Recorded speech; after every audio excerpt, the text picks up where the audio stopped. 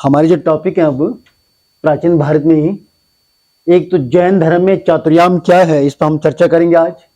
चातुर्याम संप्रदाय की जैन धर्म के प्रमुख सिद्धांत यानी पंच अणु महाव्रत पर है ना, पंच अणु महाव्रत हम उल्लेख करेंगे। जैनों की सलेखना विधि यानी उपासना की विशेष विधि, जैनों की सलेखना, जैनों के साहित्यों पर, जैन संगीतियों पर और श्वेतांबर और दिगंबर संप्रदाय, हमारा पहला टॉपिक, ये पहला खंड होगा हमारा। सेकंड में हम लोग मगध साम्राज्य पे एंट्री करेंगे और मगध साम्राज्य में सबसे पहला कि मौर्य प्रशासन यानी कौटिल्य के मार्गदर्शन में, और जिसका उल्लेख मेगास्थनीज के इंडिका में भी हुआ है। अगले में अशोक के धम्म पर, इस पर विशेष चर्चा होगी। नेक्स्ट में कनिष्क का धार्मिक व्यवस्था एवं प्रशासन पर, और अगला है मौर्योत्तर काल में भारतीय धर्म और संस्कृति पर। इसमें तमाम सिविल सेवा में पीसीएस और आईएएस में इसमें तमाम क्वेश्चन पूछ जाते हैं। चलिए हम शुरू करते हैं। जैन धर्म का चातुर्याम क्या है? चातुर्याम का मतलब हो गया चार आयाम वाला, चार पद्धति वाला या चार सिद्धांत वाला। पहला हमारे पास सत्य, दूसरा अहिंसा, तीसरा अस्तेय और चौथा है अपरिग्रह। अपरिग्रह, अब ये क्या है? जैनों के प्रारंभिक जो 23 तीर्थंकर थे, यानी ऋषभदेव से लेकर के और पार्श्वनाथ, ये 23 प्रारंभिक तीर्थंकरों द्वारा, प्रारंभ के 23 तीर्थंकरों द्वारा चार सिद्धांतों पर, सत्य और अहिंसा, हम भली भांति जानते हैं कि सत्य और अहिंसा, सत्य के आधार पर जीवन यापन करना और किसी का हिंसा न करना, किसी का शिकार न करना, अहिंसा हो गया। अस्तेय का मतलब होता है किसी की वस्तु को ना छिपाना, किसी की भी वस्तु को स्पाइल नहीं करना या लूटपाट नहीं करना, या किसी की वस्तु पर अपना अतिक्रमण नहीं करना या अपना अधिकार नहीं जमाना। और अपरिग्रह का मतलब होता है कि आवश्यकता से अधिक संग्रह न करना, आवश्यकता से अधिक संग्रह न करना, किसी की वस्तु को ना छुपाना, हिंसा से दूर रहना और हमेशा सत्य का पालन करना। ये चातुर्याम संप्रदाय था जिसे ऋषभदेव से लेकर के पार्श्वनाथ यानी 23 तीर्थंकरों ने, इसी ये जैन धर्म से पूर्व का परिपालन है कि जैन धर्म तो बाद में, यानी 24वें तीर्थंकर महावीर स्वामी ने जैन धर्म का अस्तित्व दिया, लेकिन जैन धर्म में पहले के 23 तीर्थंकरों ने चातुर्याम सत्य अहिंसा अस्तेय अपरिग्रह, इस चातुर्याम संप्रदाय का पालन किया था। पहला हो गया। अब दूसरे में पंच अणु महाव्रत, देखिएगा पंच अणु महाव्रत का मतलब हो गया कि सत्य अहिंसा अस्तेय अपरिग्रह, और उसमें पांचवा वाक्य जुड़ गया ब्रह्मचर्य। ब्रह्मचर्य नामक पांचवा शब्द जुड़ा, उसे कहते हैं पंच अणु महाव्रत। अब कहां से उत्पत्ति हुई कि जैन धर्म में 24वें तीर्थंकर महावीर स्वामी, कि महावीर स्वामी ये जैन धर्म के 24वें तीर्थंकर हैं, और 24वें तीर्थंकर ही महावीर स्वामी को ही जैन धर्म का वास्तविक संस्थापक माना जाता है। कि जैसे हमने महात्मा बुद्ध का अध्ययन किया, उसी प्रकार से महावीर स्वामी भी, अब एक पहले इस पे कई बार प्रश्न आता है उसमें कि महावीर स्वामी ज्ञात्रिक कुल, ज्ञात्रिक ये गणधर है, ज्ञात्रिक राजवंश है। इस ज्ञात्रिक राजवंश में राजा सिद्धार्थ हुए हैं, और राजा सिद्धार्थ के घर में महावीर स्वामी का जन्म हुआ है, वैशाली के कुंड ग्राम में। और 30 बरस इनकी भी पहले विवाह हुआ यशोदा नाम की राजकुमारी से, और बाद में इनकी पुत्री प्रियदर्शना हुई। 30 बरस की अवस्था में महावीर स्वामी ने कठोर तपस्या या साधना का संकल्प लिया। कठोर साधना, 12 बरस की कठोर साधना के बाद, पहले ये वर्धमान है, बचपन में ये वर्धमान थे, वर्धमान नाम का राजकुमारी, बाद में महावीर स्वामी बने। जब 12 बरस की कठोर तपस्या इन्होंने किया, तो 12 बरस की कठोर तपस्या करने के बाद इन्हें महावीर कहा गया। महावीर स्वामी जो हुआ, इनकी कठोर तपस्या के बल पर, कि महावीर स्वामी कहलाने का मतलब हो गया कठोर तपस्या के बल पर। और बाद में यही महावीर स्वामी, इन्हें जिन कहा गया, और जिन का मतलब होता है इंद्रियों पे बस करने वाला, और जिन से ही जैन बना है। जो जैन धर्म हुआ वो इसी जिन शब्द से जैन की उत्पत्ति हुई है। अगले में इनको कहा गया अरिहंत। अरिहंत का मतलब होता है सबसे योग्य अरिहंत। और अगला कहा गया निग्रंथ। निग्रंथ का मतलब होता है बंधन मुक्त। इतने नाम पड़ गए, महावीर, अरिहंत, निग्रंथ और जिन, इतने सारे नामों से इन्हें अलंकृत कर दिया गया। और इन्होंने पंच अणु महाव्रत का सिद्धांत, यानी जैन धर्म का वास्तविक संस्थापक महावीर स्वामी है। और इन्होंने पंच अणु महाव्रत, सत्य, अहिंसा, अस्तेय, अपरिग्रह और ब्रह्मचर्य, ये 5 सिद्धांतों को प्रतिपादित किया है। उसी को पंच अणु महाव्रत, ये बार बार क्वेश्चन आया है मेंस में कि पंच अणु महाव्रत की परिकल्पना क्या है, पंच अणु महाव्रत का सिद्धांत क्या है। तो पंच अणु महाव्रत जैन धर्म के 24वें तीर्थंकर महावीर स्वामी ने जैन धर्म के अस्तित्व को बनाए रखने के लिए ये 5 सत्य, अहिंसा, अस्तेय, अपरिग्रह और उसमें 5वां ब्रह्मचर्य जोड़ दिया है ना, जिसको कहते हैं पंच अणु महाव्रत, जिसे महावीर स्वामी ने प्रोवाइड किया, महावीर स्वामी ने जिसका प्रतिपादन किया है। अगले में हमारा अगला टॉपिक है जैनों की सलेखना विधि क्या है। बहुत इंपॉर्टेंट है कि सलेखना क्या है। कि सलेखना विधि का मतलब होता है कि ऐसी विधि, ऐसी उपासना की ऐसी विधि, पूजा पाठ या निर्जरा होने की। निर्जरा का मतलब होता है बंधन मुक्त, निर्जरा ये शब्द है जैन में निर्जरा।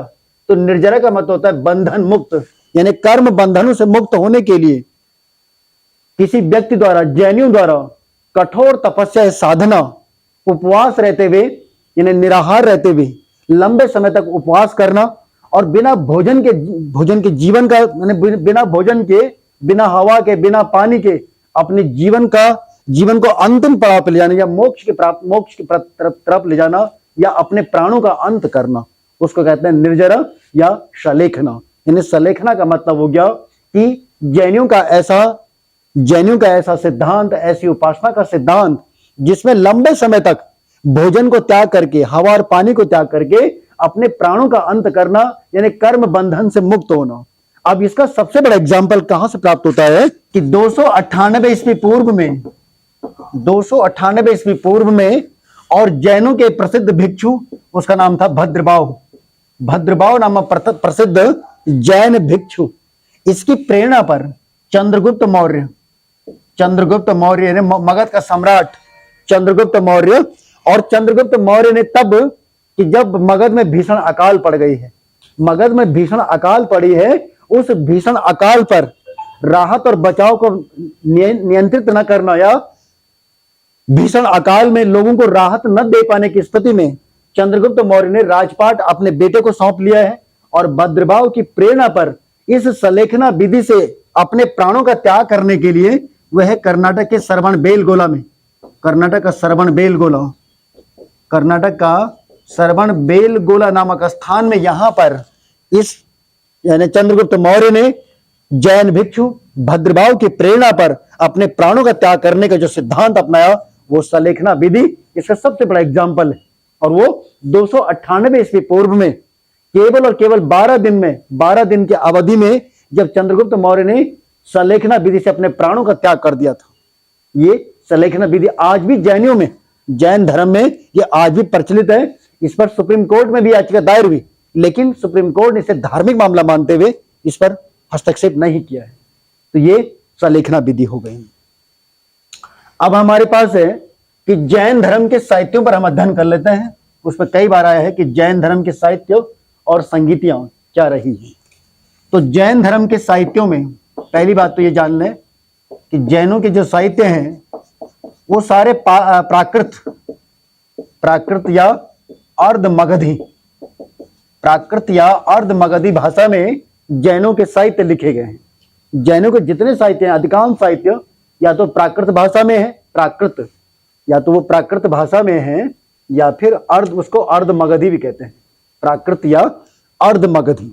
अब जैनों का सबसे पहला साहित्य है, उसका नाम है आगम। नंबर 1 में साहित्य है आगम। तो आगम नाम का साहित्य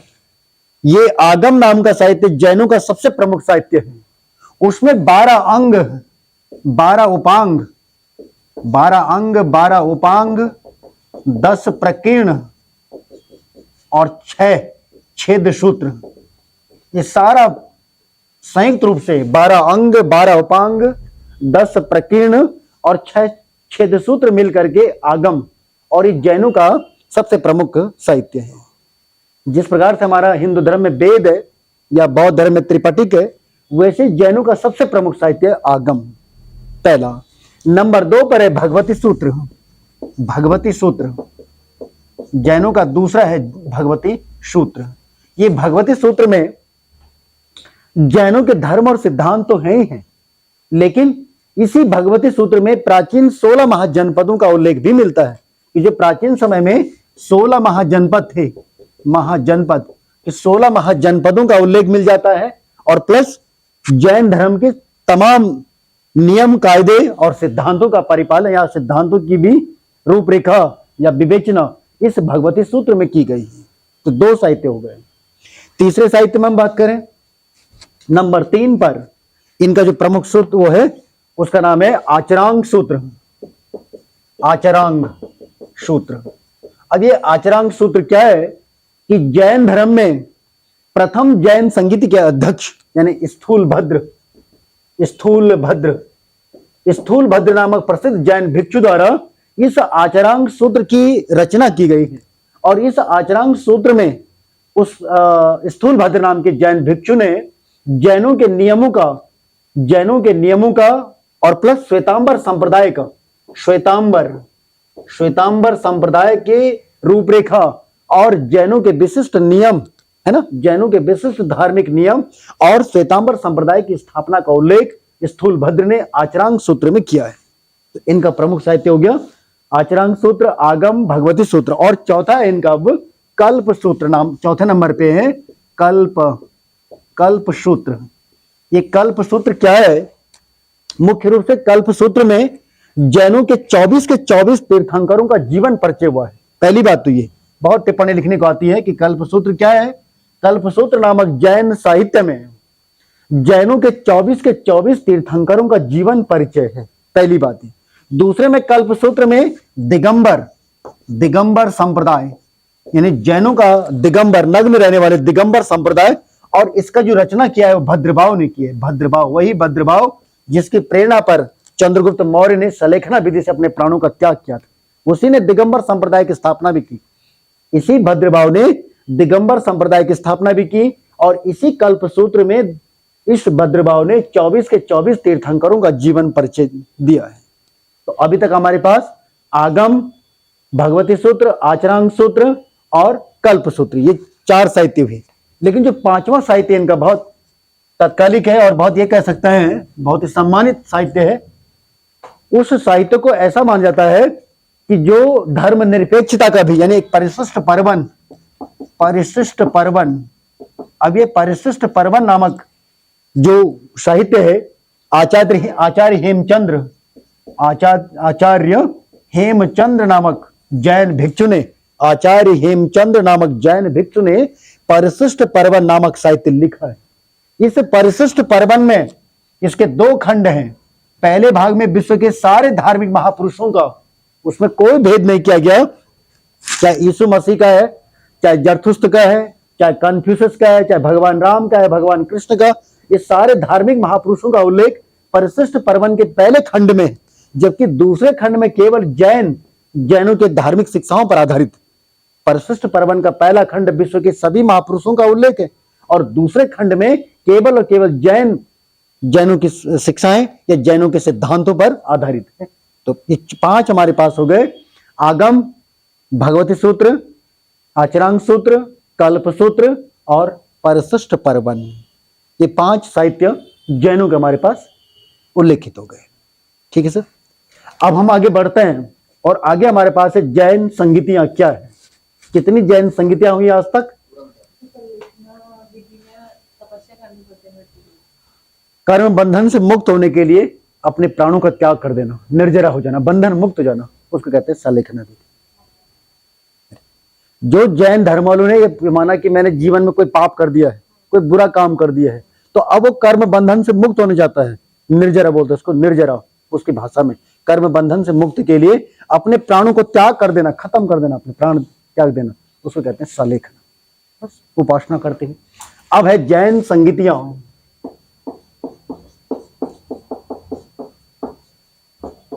देखिएगा कि जैन संगीतियों में जब तक महावीर स्वामी थे, 24वें तीर्थंकर थे, उन्होंने 11 गणधर बनाए थे। 11 गणधर, इस पे भी आ जाता है कई बार कि गणधर क्या है, कि गणधर की परंपरा क्या थी, इस पे भी टिप्पणी लिखने को आ सकती है कि गणधर का मतलब होता है कि महावीर स्वामी के जीवन काल में ही महावीर स्वामी के जीवन काल में महावीर स्वामी ने जैन धर्म के प्रचार प्रसार करने के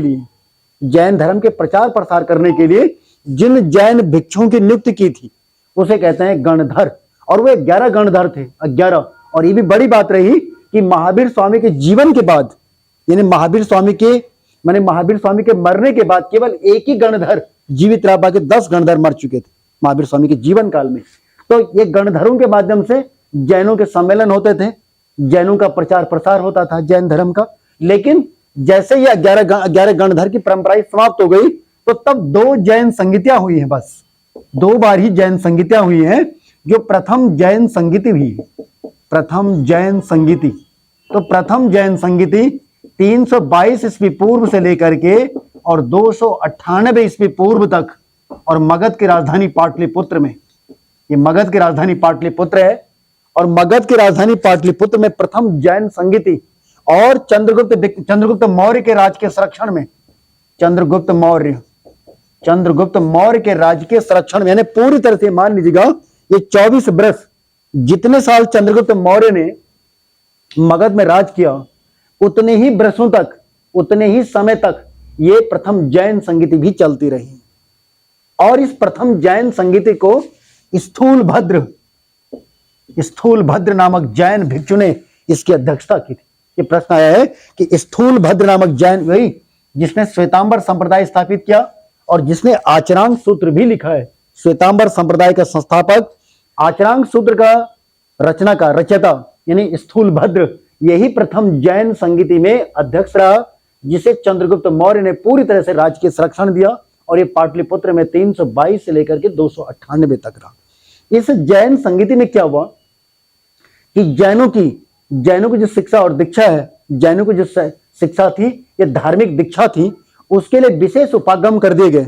उसमें आगम में केवल पहले 12 अंग और 12 उपांग, सिर्फ 12 अंग और 12 उपांग, इसके आधार पर जैनों का यानी चातुर्याम क्या है, अब उसको पंच अनुमाव्रत क्या है, त्रिरत्न क्या है, उसके बारे में जैनों को शिक्षित करना। और सबसे बड़ी बात है कि 18 पापों का उल्लेख हुआ है। 18 पाप, यानी जैनों में 18 पापों पर विशेष चर्चा भी, 18 पापों का उल्लेख इस 12 अंग और उपांग में है। तो वो प्रथम जैन संगीति में ही संचालित हुआ था।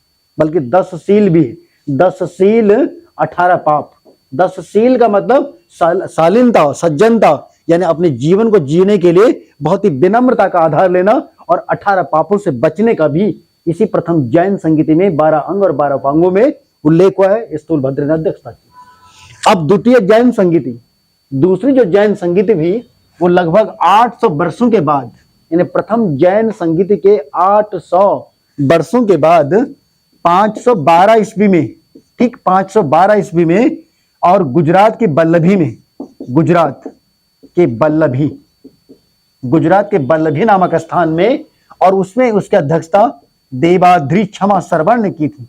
देवाद्री क्षमा श्रवण नामक इस जैन भिक्षु ने, देवाद्री क्षमा श्रवण नामक जैन भिक्षु ने इस द्वितीय जैन संगीति की अध्यक्षता की थी। और इसी जैन संगीति में आगम नामक साहित्य, जो आगम नामक साहित्य है, उनका प्रसिद्ध साहित्य है, उसमें 12 अंग, 12 उपांग, 10 प्रकीर्ण और 6 छेद सूत्र, सारा संयुक्त रूप से आगम की रचना और आगम के आधार पर जैन धर्म के प्रचार प्रसार करने, जैन धर्म को विश्वव्यापी बनाने की योजना बनाई गई थी। और इसको देवाद्री क्षमा श्रवण ने इसकी अध्यक्षता की थी। दो ही जैन संगीतियां हुई। तो जैन धर्म पर लगभग सारी चीजें हो गई। पहली जो संगीत थी ना, उसमें आगम के 2 पार्ट्स, 12 अंग और 12 उपांग, है ना, और द्वितीय में उसको और विस्तार कर दिया गया था। 2 हो लिखेंगे ना, ये प्रकीर्ण और 6 सूत्र, है ना, इसको और विस्तृत कर दिया गया था। बस यही जैन संगीतियां और जैन उस पर रहा।